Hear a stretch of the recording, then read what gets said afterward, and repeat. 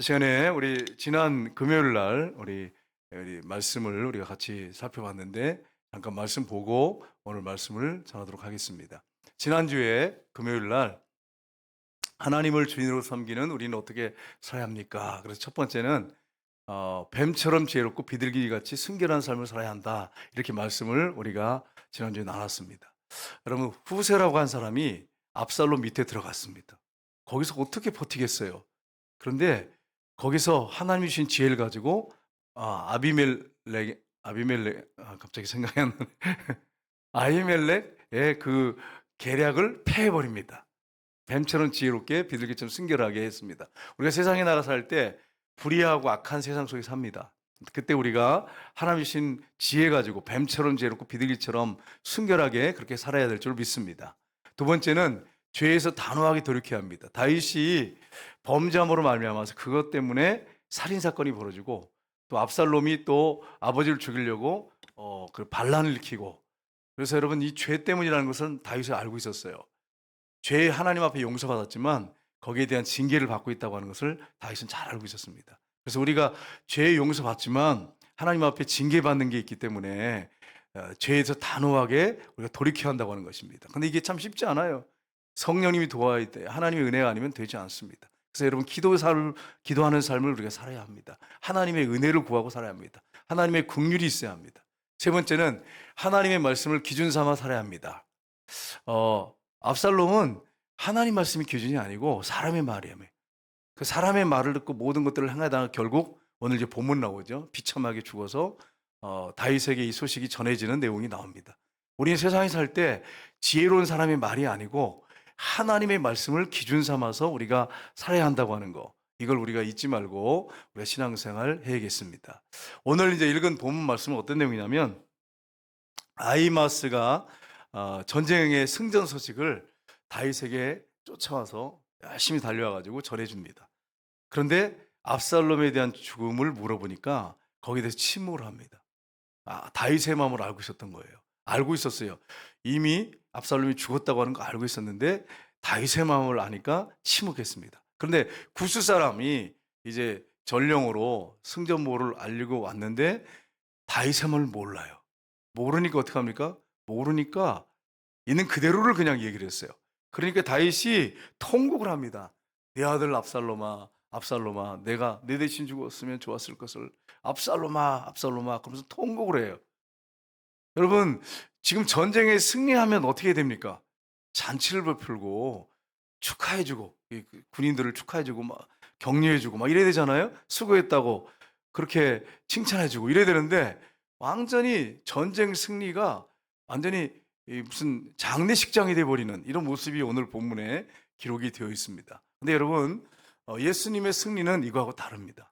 예수님께서 우리의 모든 죄를 다 짊어지고 십자가에 죽으시고 3일 만에 부활하셔서 사단의 머리를 밟으셨습니다.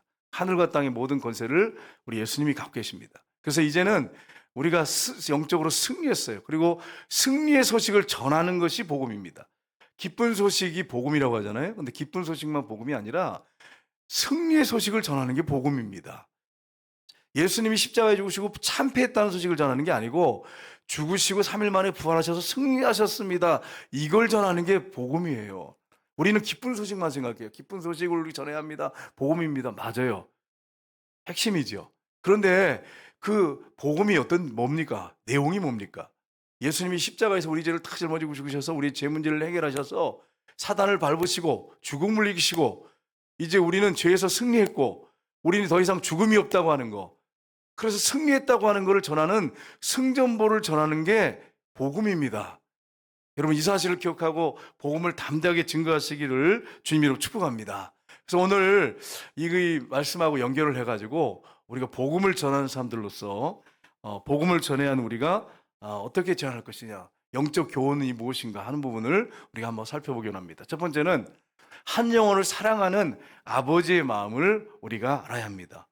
여러분 사독 제사장의 아들 아히마스가 열심히 달려왔어요. 사실은 다윗에게 승전보를 알리는 것이 너무 좋았어요. 그래서 이 요압이 가지 말라 그랬어요. 만류했어요.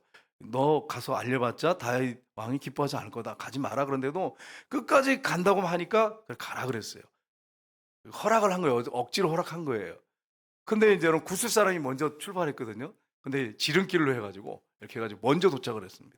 도착을 해 가지고 이 자기는 이제 다윗의 마음을 약간 알고 있었지만 이 승리의 소식을 전하는 게 너무 좋아 가지고 다윗에게 가서 이 승리의 소식을 알립니다. 오늘 29절 한번 볼까요? 같이 읽겠습니다. 왕이 이르되 젊은 압살롬은 잘 있느냐 하니라.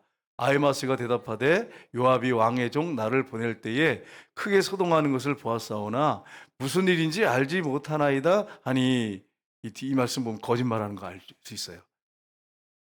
압살롬 죽었다고 하는 거 알고 있었어요. 근데 얘기를 못 하는 거예요. 사실 이 말씀을 여러분 잘 보시면 다윗이 이제 아히마스가 쫓아왔단 말이에요. 달려왔어요. 와가지고 왕이요 이렇게 했을 때 그래 전쟁은 어떻게 되느냐 이렇게 물어봐요. 정상에 이겼느냐 이렇게 물어봐야 되잖아요. 근데 제일 먼저 물어보는 게 뭡니까?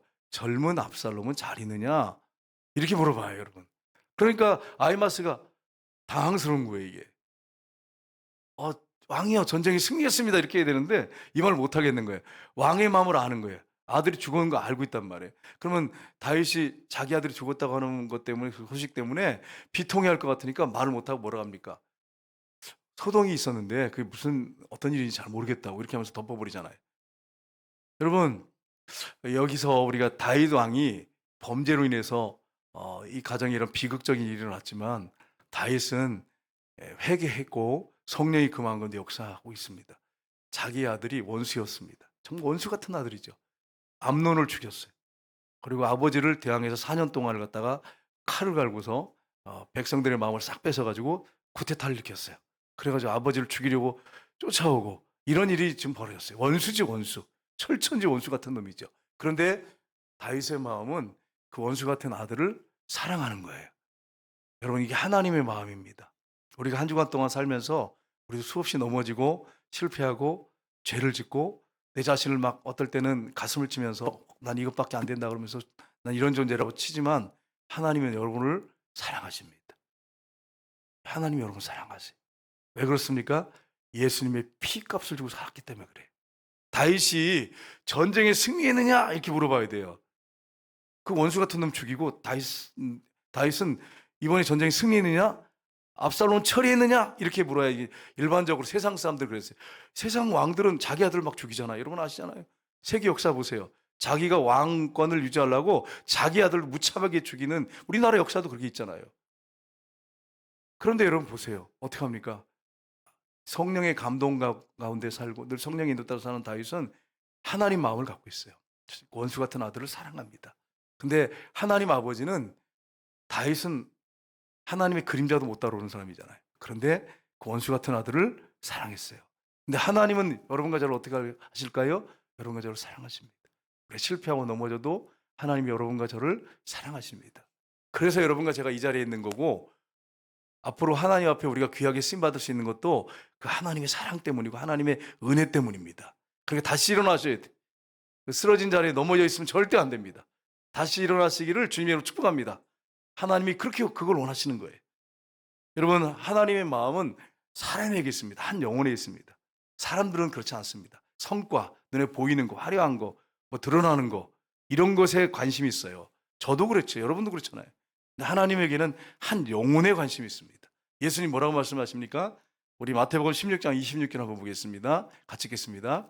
사람이 만일 온 천하를 얻고도 제 목숨을 잃으면 무엇이 유익하리요? 사람이 무엇을 주고 제 생명 목숨과 바꾸겠느냐? 아멘. 여러분 예수님이 이 말씀을 왜 하셨겠어요?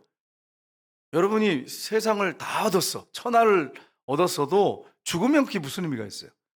근데 하나님께서 우리를 그렇게 한 영혼을 우리의 생명을 그렇게 소중하게 여긴다고 하는 것을 천하보다 소중하게 여긴다고 하는 것을 말씀하시는 것입니다. 하나님의 관심은 여러분과 저의 영혼에 있습니다. 근데 우리가 아시겠지만 자꾸 넘어지고 실패해. 자꾸 넘어져 실패해.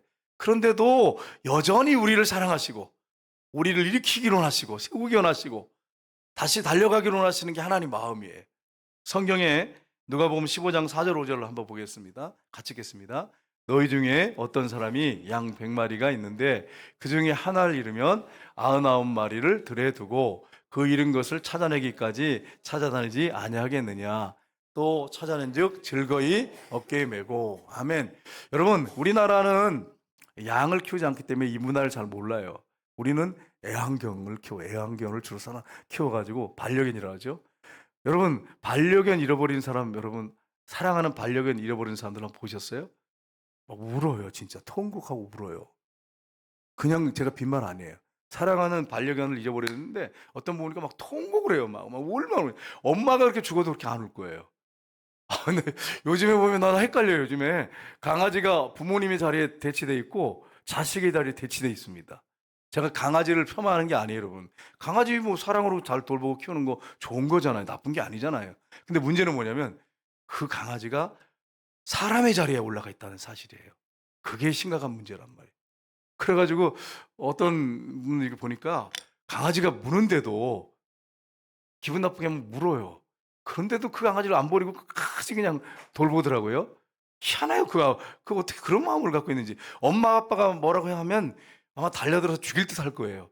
그런데 강아지가 가끔씩 물어요. 그런데도 끝까지 안 버려. 사랑한다 그러면서. 엄마가 잔소리 해봐요. 막 소리 지르고 막 그러잖아요. 아버지가 뭐라고 하면 막 꼰대라 그러고 막 그러면서 소리 지르고. 강아지가 물으면 그냥 덮어요. 그냥 상처 치료하고 그냥 덮어요. 요즘 시대가 그런 시대가 됐어요. 여러분, 한 마리의 양을 잃어버렸을 때는 그 당시에 가족처럼 키웠어요. 이스라엘은 정말 가족처럼 여겼어요. 그래서 우리는 그냥 뭐 잡아먹는 뭐 이런 개념으로 생각하는데 그게 아니고 양 한 마리 한 마리 이름을 정해가지고 그 특성을 알고 그렇게 길렀어요. 그 양 한 마리 잃어버리면 99마리를 들에 두고 그 한 마리를 찾아 나서지 않겠느냐 이렇게 말씀했어요. 여러분, 하나님의 관심은 오늘 이 저녁에 우리가 직장 생활하고 피곤하고 힘들죠. 예, 사람 때문에 상처받은 분도 계시고 어려움이 계신 분도 계실 줄 압니다. 여러분의 마음에 있습니다. 여러분에게 있습니다. 하나님 마음이. 여러분을 사랑하시고 여러분이 어떤 마음을 갖고 있는지 알고 계십니다. 여러분을 사랑하시고 위로하시고 세우시기를 주님이 원하십니다. 다시 일어나시기를 주님으로 축복합니다. 이번에 주일날 2주 전에 강은정 우리 자매님 탈북자가 왔잖아요. 그분이 와서 말씀을 이제 전하면서 간증을 하시는데 자기가 먼저 탈북해서 왔는데 한국에 와서 보니까 정말 자유를 만끽하는 게 너무 행복하고 자기 아버지가 그 북한에는 눈에 보이지 않지만 조직이 한 60개 정도 이렇게 조직으로 이렇게 돼 있대요. 김정은부터 해가지고 이렇게 나누면 그렇게 조직돼 있대요. 사실은 그 얘기 들으셨잖아요. 그런데 그 아버지는 최하층, 그 어머니는 최하층이었대요. 그러니까 얼마나 힘들겠어요, 삶이. 근데 한국에 와서 보니까 엄마 아빠가 너무 불쌍한 거예요. 그래서 엄마 아빠를 북한에서 탈북시키기 위해서 한국에서 열심히 일했대지 않습니까? 그리고 매일 밤 울었대. 인간의 힘으로는 안 되잖아요. 매일 밤 울었대요, 정말. 하나님께 기도하면서. 여러분과 저에게도 이런 눈물이 있기를 주님으로 축복합니다. 여러분 자녀를 위해서 이렇게 울었으면 좋겠어요. 다음 세대를 위해서 이렇게 울었으면 좋겠어요. 그렇게 울었어요. 울었는데 이제 탈북을 시키려고 돈을 어느 정도 모아가지고 이제 브로커를 통해 가지고 아버지를 데려오려고 하는데 아버지가 죽어도 안 간다는 거예요. 저도 이제 강은정 TV 봤거든요. 전에 죽어도 안 간다고 하니까 수면제를 먹어서 자루에다가 씌워가지고 넘어오는데 깨어나가지고 또 안 간다 그러니까 이제 어떻게 했느냐. 두 번째 그래서 다시 돌아갔대요. 그럼 두 번째 어떻게 했느냐. 그 중국에 가면 뭐 1,000달러인가를 준다고 그랬대요. 그러니까 그거 돈 때문에 지금 막 굶주리고 있으니까 그것 때문에 넘어온 거예요. 그래가지고 거기서 만나가지고 일주일 동안 한국 TV 보여주니까 그냥 다 무너지고 김일성, 김정일 막 욕을 하면서 아버지가 거기서 TV 보면서 회심했대. 아니 TV를 보면서도 회심했다는데 우리는 예수 믿고도 회심하지 않고 변화되지 않는 사람이 있으면 되겠어요, 여러분? 하나님 말씀 열심히 읽고 성령의 능력으로 변화되시기를 주님으로 축복합니다. 그래가지고 이분이 이제 한국에 자녀를 다 왔잖아요. 그래서 제가 강은정 TV를 좀 많이 봤어요, 예전에. 많이 봤는데 거기 보면 아버지가요. 막 얼마나 자유를 만끽하는지 다 그렇게 좋다 그러면서 막 뭐 엘리베이터 타는 것부터 해가지고 뭐 다 좋대 다 좋대 막 집부터 해가지고 막 눈물이 나는데 너무 좋대 쌀밥 먹는 게 너무 좋다 그러고 막 그러면서 쌀밥만 먹어요 또 보니까 고깃국에다가 처음엔 그렇겠죠. 지금 모르겠어요. 그게 여러분 강은정 TV에 나옵니다. 근데 여러분 제가 왜 이 말씀드리냐면 그 엄마 아빠를 건지기 위해서 그렇게 울고 기도했더니 하나님 역사해가지고 건져냈지 않습니까? 그러면 우리는 어떠냐 말이에요. 우리는 영혼에 대한 사랑이 있느냐? 한 영혼에 대한 사랑의 마음을 가지고 울고 있느냐? 우리 주변에 우리 일가친척 중에 죽어가는 영혼들을 놓고 그렇게 울고 있느냐? 탈북자 북한은 지하 그 체제 안에서 얼마나 힘들겠어요. 또 억눌리고 굶고. 그런데 영적으로 굶고 있고 죽어가고 지국을 향해서 가는 사람들을 위해서 우리가 정말 그런 안타까운 심령으로 눈물로 기도하는 그런 마음이 저와 여러분에게 있느냐 한번 질문해 보셔야 됩니다. 하나님의 마음이 한 영혼에 있기 때문에 그렇습니다. 한 마리의 양을 잃어버렸을 때 그 한 마리 찾으러 나선 목자처럼 우리 예수님이 이 세상에 오셨어요. 지금도 여러분이 방황하거나 흔들리거나 힘들어할 때 주님이 여러분을 알고 계십니다. 여러분을 일으켜 세우기를 주님이 원하십니다. 그러니까 낙심하고 절망하지 마시고 일어나시기를 주님으로 축복합니다. 두 번째는 하나님 아버지의 마음을 전혀 알지 못하는 무감각한 마음을 우리가 회개해야 합니다. 여러분, 아이마스의 뒤에서 구스 사람이 왔습니다. 근데 구스 사람은 전혀 감각이 없어요. 전혀 몰라요. 그래서 다윗에게 딱 와서 승전보를 알려고 온 거죠. 와서 딱 이제 묻습니다. 다윗이 구스 사람에게 물으니까 아들을 잃은 원수 같은 아들이지만 그 아들을 잃은 아버지의 마음을 몰라. 그래가지고 오늘 32절 볼 거겠습니다. 같이 읽겠습니다. 32절 말씀. 32절에 보면은 왕이 구스 사람에게 젊은 압살롬은 어떻게 됐느냐 이렇게 물어봐요. 그랬더니 다 그 청년같이 되기를 원하나이다. 우리 한번 같이 읽어보겠습니다. 왕이 구스 사람에게 묻되 젊은 압살롬은 잘 있느냐? 구스 사람이 대답하되 내 주 왕의 원수와 일어나서 왕을 대적하는 자들은 다 그 청년과 같이 되기를 원하나이다. 여러분, 구스 사람이 다윗의 마음을 이만큼이라도 알았다면 이렇게 안 했을 거예요. 이런 말 못 했을 거예요. 근데 뭐라고 합니까? 전혀 몰라. 감각이 없어. 다윗의 마음이 어떤 마음인지 전혀 몰라. 그러니까 내 주 왕의 원수와 일어나서 왕을 대적하는 자들이 다 그 압살롬 이름은 안 넣었지만 그같이 되기를 원하나이다. 그러니까 여러분 다윗이 얘기 듣고 어떻게 합니까? 통곡하잖아요. 감각이 없어요. 감각이 없어. 오늘날 이 시대가 무정하고 무자비하고 감각이 없어요. 형식은 남았는데 껍데기들은 많은데 중심이 없어요. 진심이 없어요. 진짜 무감각해. 굳은 살이 배겨가지고 감각이 묻어져 있어요. 우리가 그런 시대를 지금 살고 있습니다. 점점 사랑을 잃어버리는 이 시대를 우리가 살고 있습니다. 마태복음 11장 16절 17절 보겠습니다. 같이 읽겠습니다. 이 세대를 무엇으로 비유할까? 비유하건대 아이들이 장터에 앉아 제동물을 불러 이르되 우리가 너희를 향하여 피를 불어도 너희가 춤추지 않고 우리가 슬피 울어도 너희가 가슴을 치지 아니하였다 함과 같도다. 아멘. 예수님이 무감각한 시대를 가지고 이 비유를 가지고 말씀하셨어요. 이게 무슨 말이냐면 우리가 옛날에 이제 여러분 시골에서나 아니면 도시에서 놀 때 여러분 뭐 가지고 놀으셨어요? 저는 구슬치기를 좀 잘했어요. 그래가지고 구슬을 3,000개를 모았어요. 따가지고 딱지치기 동그란 딱지랑 있는데 그 딱지치기를 잘해가지고 푸대로 한 푸대 이렇게 해가지고 넣어가지고 그래서 이걸 메고 옆 동네 가서 그걸 따러 더 이상 이 동네에서 딸 게 없어가지고 그 푸대를 진짜 맸어요. 거짓말 아니에요. 뒷말하는 게 아니에요. 푸대를 메고 그 다음 동네를 갔어요. 또 따가지고 그 동네에서 쓸어가지고 오려고. 저 나쁜 사람이죠, 여러분. 그래서 이상하게 그 딱지치기 하는 게 그게 잘해요. 이상하게 하나님이 참 특별한 은혜 주신 것 같아요. 구슬치기도 잘해요. 한 3,000개를 모았어. 그러니까 여러분 제가 참 희한해요. 그런데 제가 왜 갑자기 이런 얘기를 할지 모르겠지만 갑자기 뭐하다 이런 얘기. 예? 예. 그런데 여러분 생각해 보세요. 제가 그리고 돌아다니는데 지금 시대 사람들 보세요. 어떠냐 한번 보세요. 지금 시대 노는 거 문화를 보면 옛날엔 좀 순수했잖아요. 그래서 뭐 고물줄을 치기도 하고 뭐 공기도 하잖아. 근데 그 당시에는 이스라엘에는 어땠느냐? 아이들이 모여가지고 놀이를 하는데 이 놀이 하는 거예요. 장례식 놀이. 가지고 아이들이 모여가지고 우리 장례식 놀이할 게 없으니까 아이고 그러면 가슴을 쳐야 되거든요. 근데 전혀 안 해.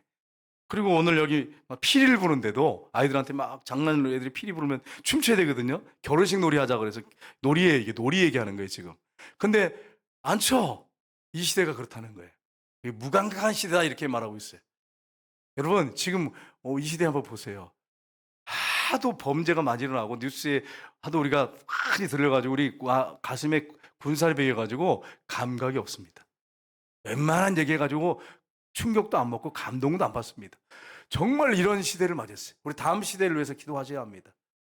다음 시대는 정말 어떨까? 더 굳어지겠죠, 마음이. 그래서 웬만한 얘기를 해가지고는 통하지도 않아요. 그런 시대를 맞이했습니다. 자녀들을 한번 보세요. 요즘 보면 옛날하고 달라요. 여러분 때 생각하시면 안 돼. 저도 옛날 생각하고 우리 아이들 이렇게 보니까 전혀 달라, 전혀 달라. 우리 시대만 해도 부모님 얘기하면 그냥 그대로 순종했어요. 요즘 그렇지 않습니다. 꼬박꼬박 말대꾸 합니다. 여러분 요즘 그래요. 지금 그런 시대를 맞았어요. 여러분 우리가 정신 차리고 깨어있지 않으면 무관광한 시대에서 자녀들을 믿음 가운데 바르게 세울 수가 없어요. 그런 시대를 우리가 살고 있다고 하는 걸 여러분 아세요? 이 군사들이 다 가슴에 배겨가지고 먹히질 않습니다. 시편에 보시면 119편 70절 보십시오. 같이 읽겠습니다. 그들의 마음은 살쪄서 기름덩이 같으나 나는 주의 법을 즐거워하나이다. 아멘. 굳은 살같이 다 이렇게 백인 시대, 이런 살찐 시대, 뚱뚱하다 그런 얘기가 아니라 가슴이 살이 쪄가지고 기름덩이 같아가지고 감각 없는, 영적으로 하면 그렇습니다. 그런 시대에 우리가 해야 할 일이 뭡니까? 주의 법을 즐거워하는 것입니다. 하나님 말씀 사랑하는 것입니다. 이 말씀 붙잡고 살 때 승리할 수 있습니다. 하나님 말씀은 우리의 감각을 아주 예민하게 하고 어떻게 살아야 할지 분명하게 제시합니다. 막연하게 말하지 않습니다. 그래서 하나님 말씀을 우리가 붙잡고 살아야 하는 것입니다. 여러분, 예수 믿는 사람들과 믿지 않는 사람들 감각을 떨어뜨리는 게 있습니다. 그게 뭐냐? TV입니다. TV 많이 보려고 하시면 안 돼요. 심야기도 나올 정도면 TV 안 보시겠죠? 적어도 조금밖에 안 보시겠죠? 그죠? 심야기도 안 나오신 분들 중에 TV 자리에 지금 앉아 있거나 아니면 유튜브를 지금 보신 분들 혹시 모르겠는데, TV를 많이 보거나 스마트폰을 많이 보시면 영적 감각이 떨어집니다. 이거 사실이에요. 그럼 목사님 어떻게 하면 좋습니까? 내가 이거 습관이 들어가지고 좀 힘든데요. 좋은 설교 많이 들으세요. 좋은 설교. 제가 요즘에 이제 설교를 어떤 목사님 걸 이제 계속 듣고 있거든요. 근데 너무너무 좋은 거예요. 그래서 한 편 설교를 3번씩 듣고 막 너무 좋으니까. 그러니까 여러분 바꾸세요.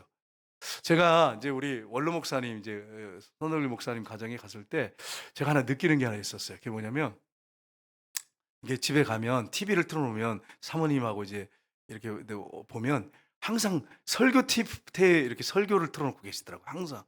제가 이제 좀 가끔씩 이제 갔었거든요. 요즘에는 이제 바빠서 못 가는데 예전에 갔었어요. 많이 갔었는데 가면 항상 설교를 듣고 계시는 거예요. 그래서 제가 그게 너무 감사했어요.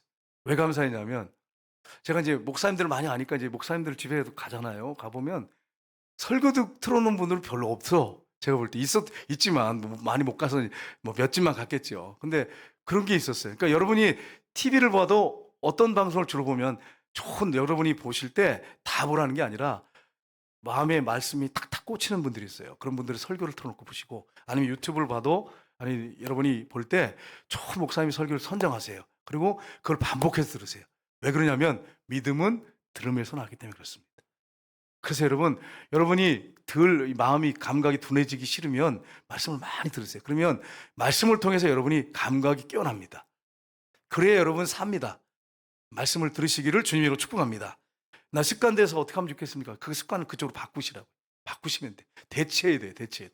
이걸 끊으라고 하면 잘 안 돼요. 사실은 처음부터.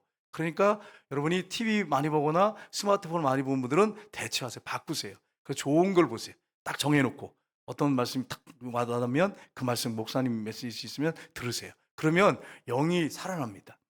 여러분이 그렇게 하시기를 주님으로 축복합니다. 세 번째는 한 영혼을 향하여 슬퍼하시는 하나님의 사랑으로 애통해야 합니다. 여러분, 압살롬이 죽었다는 소식을 듣고 33절 한번 볼까요? 같이 읽겠습니다. 33절. 왕의 마음이 심히 아파 문 2층으로 올라가서 우리가 올라갈 때에 말하기를, 내 아들 압살롬아, 내 아들 압살롬아, 차라리 내가 너를 대신하여 죽었다면 압살롬 내 아들아 하였더라. 아멘. 여러분, 이 다윗은 성령 충만한 사람이에요. 하나님 마음을 잘 아는 사람이에요. 하나님이 어떤 분이 잘 아는 분이에요. 자식을 너무너무 사랑했어요.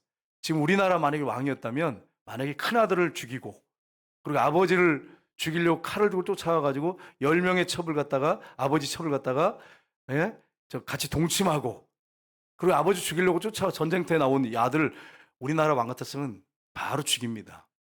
그리고 매정하죠. 왜냐하면 그런 원수 같은 놈을 살려면 되겠어요? 그런데 다윗은 하나님의 마음을 갖고 있어요. 그러니까 그 원수 같은 놈이지만, 죽어 마땅한 놈이지만 통곡하면서 옵니다. 내 아들 압살롬아, 내 아들아, 내 아들아. 내가 너를 대신하여 죽었더라면 압살롬아, 내 아들아, 내 아들아. 여러분, 이게 하나님 아버지의 마음이에요. 내가 너를 대신해 죽었더라면. 근데 다윗은 통곡하면서 울면서 우는 것으로 그쳤지만 우리 하나님 그렇지 않으셨어요. 자기 아들을 내놓으셨어요. 자기 아들을 십자가에 내놓아서 십자가에서 우리 예수님이 그 독생자가 온몸 피를 다 흘려 죽으셨어요. 근데 하나님께서 그 아들을 사랑하시잖아요. 근데 우리 때문에 버리셔야 돼. 심판하셔야 돼. 저주를 쏟아부어야 돼, 그 아들에게. 그러니까 12시부터 3시까지 캄캄함이 임합니다. 하나님 마음. 하나님이 진노를 쏟으실 뿐 아니라 그 아들을 너무너무 사랑하니까 캄캄함이 12시부터 3시까지 임했습니다. 하나님 마음이 어떤 마음인지 이건 뭐 어떻게 예측할 수가 없어. 왜냐면 하나님의 사랑이 너무 크기 때문에 제가 감각을, 하나님 마음을 알지 못하겠어요. 너무너무 엄청나니까. 그래서 제가 이제 하도 답답해가지고 재미나이다가 쳤어요. 원수 같은 놈을 위해서 자기 아들을 십자가에 못 박은 하나님의 사랑을 어떻게 표현하겠냐 그러니까 표현을 못하겠대. 여러분 해보세요. 거짓말인가. 그러면서 뭐라고 했냐면 비상식적인 사랑, 거대한 낭비의 사랑, 이렇게 재미나이가 답을 주더라고요. 요약하면 그런 뜻이에요. 그런 말이에요. 여러분, 재미나이도 세계 많은 소설가들의 책을 아마 다 많이 이렇게 담고 있다면, 알고 있다면, 상식적으로 다 알고 있단 말이에요. 그런데 이런 게 없어. 이런 게 없어. 세상에 지옥 가야 되고 원수 같고 죄인이고 멸망받을 존재를 위해서 자기 아들 십자가에 못 박아 죽인다? 이걸 어떻게 재미나이가 표현할 수 있겠어요? 그러니까 표현을 못하니까 비상식적인 사랑. 여러분, 비상식적입니까? 맞아요. 사실이에요. 근데 저는 이렇게 보고 싶진 않고 상식을 초월한 사랑. 이게 맞죠. 비상식적 그러면 이게 좀 너무 부정적이에요. 우리의 상식을 초월한 사랑. 그리고 거대한 낭비의 사랑. 낭비입니까 이게? 낭비입니까? 낭비가 아니죠. 사실은 따지고 보면.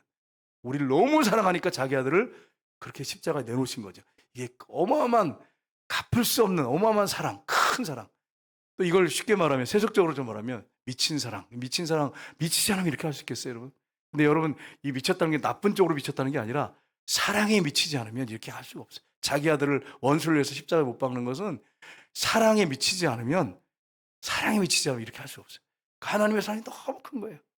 여러분, 하나님의 사랑을 우리가 이렇게 받았어요. 이런 사랑을 받고 우리가 신앙생활을 하고 있습니다. 하나님이 여러분과 저를 그렇게 사랑하십니다. 때로는 저를 자신을 이렇게 들여다보면서 정말 제 자신이 미울 때도 많고 내 자신이 용납이 안 날 때도 있어요. 솔직히 얘기해서. 나 이것밖에 안 되나, 목사로서 그럴 때가 많아요. 그런데 놀라운 것은 십자가 앞에 딱 서면 너무 감사한 거예요, 하나님이. 그럼에도 불구하고 그 십자가의 피로 나를 덮으시고 나를 아들 삼으셔서 지금도 사랑하시는 하나님의 사랑. 그 사랑을 생각하면 회복이 일어나요. 그러면서 이 사랑을 어떻게 표현할 방법이 없는 거야. 재미나이한테 물어봤어요. 이걸 표현할 방법이 있느냐. 어떤 목사님도 이런 사랑을 표현할 수 없습니다. 이렇게 나왔어요. 이걸 어떻게 표현하겠어요, 여러분? 설교 시간에 제가 1년 내내 365일 설교 시간에 서서 이 사랑을 얘기한다고 해도 이걸 표현할 수 있겠어요? 표현 못 합니다. 하나님의 사랑이 너무 커서. 그래서 여러분, 찬송가 가사를 보면 뭐라고 되어 있습니까? 늘 울어도 눈물로써 갚을 길 없어서 몸밖에 드릴 것 없어 이 몸 바칩니다. 이것밖에 진짜 뭐 어떻게 대답할 방법이 없어요. 성경 찬송가 또 있잖아요. 하늘을 두루마리 삼고 바다를 먹물 삼아도 그 크신 하나님의 사랑 다 기록할 수 없도다. 이게 진짜 어떻게 보면 이 시적인 표현으로 해야 조금 이렇게 표현해 놓을 수밖에 없는, 그렇게 조금 표현할 수밖에 없는, 그게 시로 표현해야 가능해요. 이게 맨정신으로 표현을 못 하겠는 거예요. 이게 너무 엄청나가지고 맨정신은 못 해. 여러분, 하나님께서 저와 여러분을 위해서 독생자까지 아낌없이 내어주셨습니다. 여러분과 저는 하나님과 원수였어요. 원수라고 했을 때 오해하시면 안 됩니다. 하나님이 원하는 길로 가지 않고 반대 길로 가면 원수죠. 하나님께 순종하지 않는 건 원수잖아요. 그리고 심지어는 대적까지 하고, 좀 적극적인 사람은 대적합니다. 소극적인 사람은 아주 하나님이 하는 말을 다 무관심하게 듣습니다. 원수지, 원수. 소극적인 사람도 원수예요. 성경에 뭐라고 말씀하고 있습니까? 이사야 53장 6절 한번 보겠습니다. 같이 읽겠습니다. 우리는 다 양 같아서 그릇 향하여 각기 제 길로 갔거늘 여호와께서 우리의 모든 죄악을 그에게 담당시켰다. 그분이 여러분과 죄를 다 짊어지고 죽으셨어요. 여러분과 저의 원죄, 예, 여러분 삶 속에 짓는 죄, 알고 짓고 모르고 짓는 죄, 과거, 현재, 미래 죄를 다 짊어지고 대신 담당하시고 죽으셨어요. 성경의 마지막 한번 보겠습니다. 로마서 5장 10절 보겠습니다.